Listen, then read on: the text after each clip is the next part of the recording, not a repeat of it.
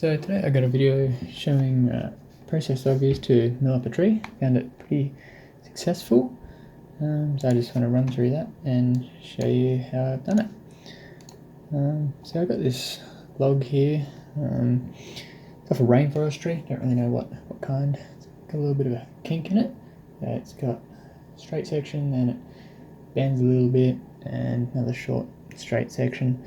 And the easiest way to deal with this is just going to be cut it about there and just deal with that one straight section, then deal with this other bit later. So I'm just marking out a little bit, giving yourself a rough guide where to cut, just real rough as you can see, and just take out the first little bit with a circular saw. Bit dodgy, but may as well take some out with the power tool while I can.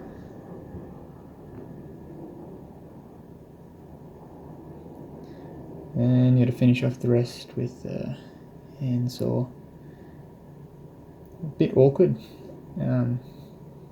Yeah, hard to hold the log still. Kept wobbling around, had to keep changing sides. And I didn't get the cut perfectly lined up all the way around, so that made it a bit difficult too. Took a bit longer than I expected.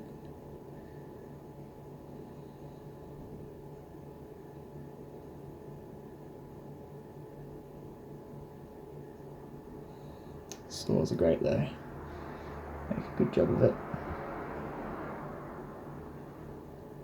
Alright, so got that done.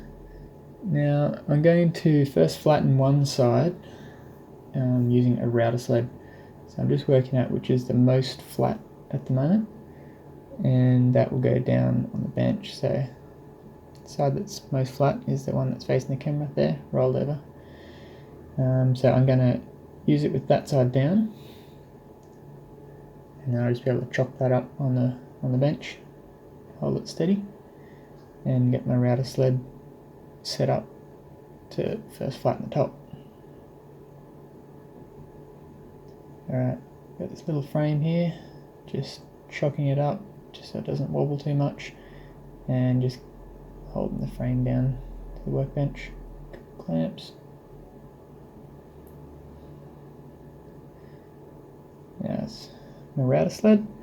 You'll notice the log's sitting a little bit higher than the frame at the moment. Ideally you'd have the log below it, but really not taking off very much at that first little bit, so I just sort of held the sled on top of the log, and it was alright. So I can get a few passes on that height, just slowly sinking the bit down every pass. I think I did about 4-5mm depth pass. Got I think it's a 1-inch 25mm bit.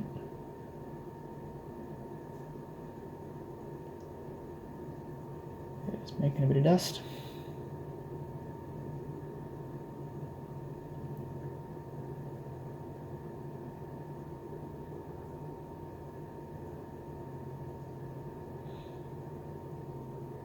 So now that's that top bit flat.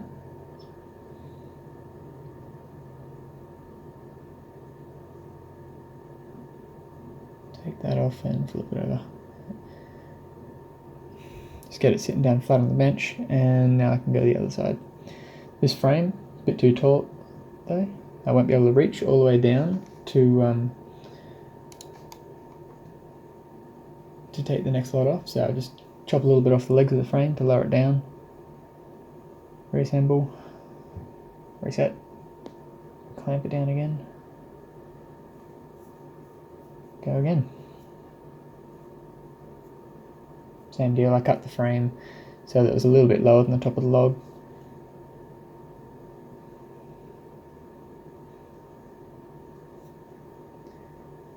Now I got that flat. I need one more square side so that I can run it against the fence in my table saw. So instead of showing, I could either flatten the front or the back, except this, there's a little knot on the bottom there, you can see. So instead I'm going to attach this board and make that square, and then I'll be able to run that against the fence of the table saw. So just put a screw in the bottom there, one at the front, one at the back, flip it over, and then put another screw in the top to pull it into square. You can see it's kicking out a little bit at the top, so screw in at the top, that will pull it into square.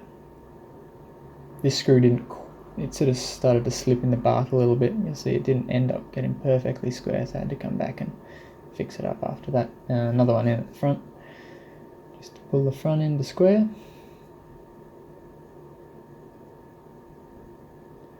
And now we're good to go on the table saw. So I got a 12-inch saw, so I can get a pretty good capacity out of it. So we're going to take that side off there. Then I'll have 3 flat sides on the log.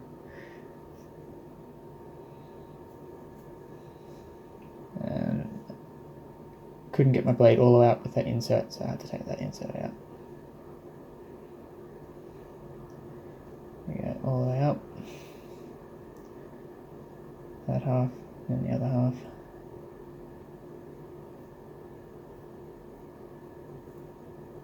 Didn't quite get through, so I just cut that last little bit off. Just plane that little ledge off.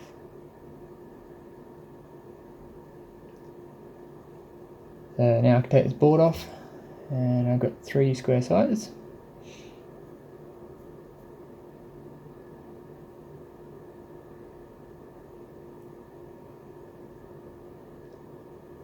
Nice and neat. Now I can square up the 4th side.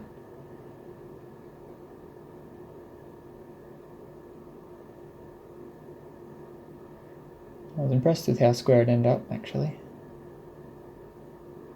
Pretty good.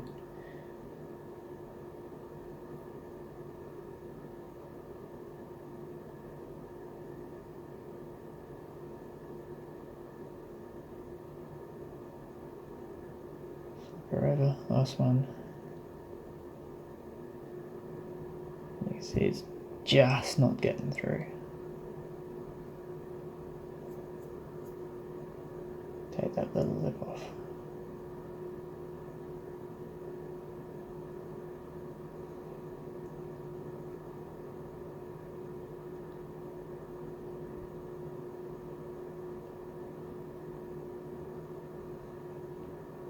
Alright, so I ended up about 200 wide and 190 tall. I can get, I think, 95 mil depth of cut on the saw, so that's 180. So I still couldn't get quite through with just one go of the table saw, flipping it over. So I'm just taking a little bit off here, off that one side, and now I'm ready to cut the boards.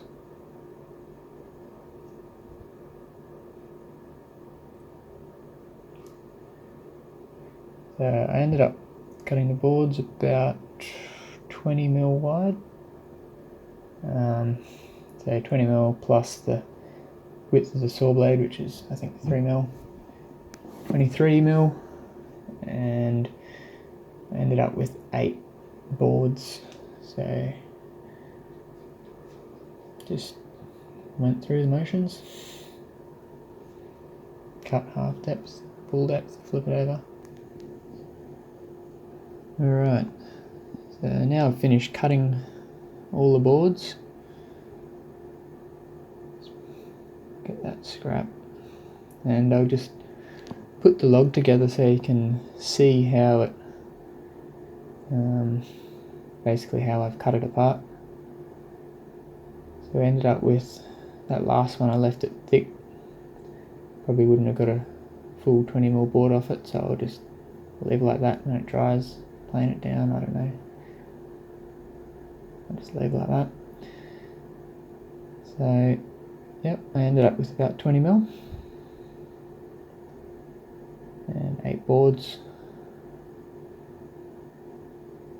The last 4 that I cut were not quite as wide, and then there's the first 4. Just stand them up.